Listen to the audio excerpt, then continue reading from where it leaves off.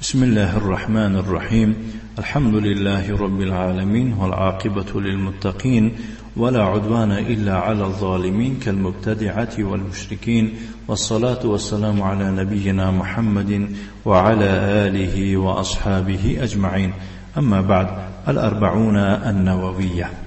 إنك ما درسوي خود را دوام میدهیم از كتاب چل حديث إمام النووي رحمه الله تعالى. قال الإمام الحافظ الفقيه أبو زكريا محي الدين يحيى بن شرف النووي رحمه الله تعالى: الحديث 32 عن أبي سعد بن مالك بن سنان الخدري رضي الله عنه أن رسول الله صلى الله عليه وعلى آله وسلم قال: لا ضرر ولا ضرار. حديث حسن رواه ابن ماجه والدارقطني وغيرهما مسندا، ورواه مالك في الموطأ عن عمرو بن يحيى عن أبيه عن النبي صلى الله عليه وعلى آله وسلم مرسلا، فأسقط أبا سعيد، وله طرق يقوي بعضها بعضا. يعني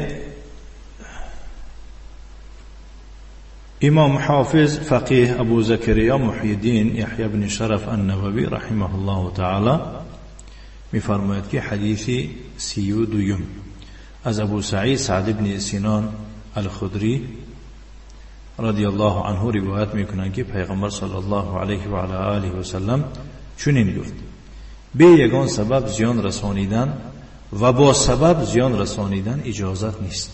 یعنی در شریعت خاص سبب هست، خاص سبب نیست. مثلا یک کسی ضرر رسانیدن اجازت نیست، حتی در خودتونم یکون ضرر رسانیدن ممکن نیست. فهمیدید؟ مثلا یک انسان میگذرد یک کار میکند که یک خصوصا همسایه یک کسی هستی که از وی حتما برای یکون ناخوشی باید نگران باشی که از وی یکون ناخوشی یک کاری میکند که موافق به طبع تو، موافق به دلی تو نمی باشد. مبادا اگر یکون ضرر رسد باید که تو این به من ضرر رسانید گفته، در جواب باید که تو به او ضرر نرسانی. لا ضرر ولا ضرار. این حدیث حسن است که آن را ابن ماجه و دارقطنی و دیگران با اسنادی متصل روایت کردند. امام مالک در کتاب موطأ آن را روایت کرده است از عمرو بن یحیی از پدرش از پیغمبر صلی الله علیه و آله و سلم، و ابو سعید را افکنده است، یعنی ذکر نکرده است. ولی این حدیث را راههای دیگری هست که بعضی از آن دیگرش را چیکار می‌کنه؟ تقویت می‌بخشد. خلاص یعنی که حدیث با مجموع طرقش یعنی هم اسنادش اگر جمع کرده شود به درجه حسن میرسد میگویند بعضی علما. والله اعلم. این بود. بارک الله فیکم.